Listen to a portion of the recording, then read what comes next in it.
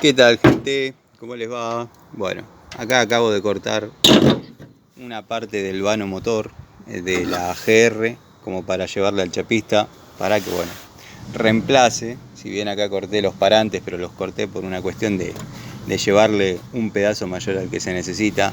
De hecho, bueno, está en la coupé, está podrido lo que vendría a ser el buche, donde tiene el desagüe y se pudre. Al taparse se pudre.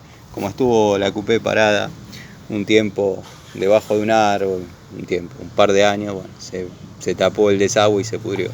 Así que nada, le pegué un corte a esta parte y ya queda muy poco de la GR. Me faltaría sacar el múltiple, que lo voy a utilizar, bueno, la caja de dirección, el tren delantero, y ya después se va a la plancha.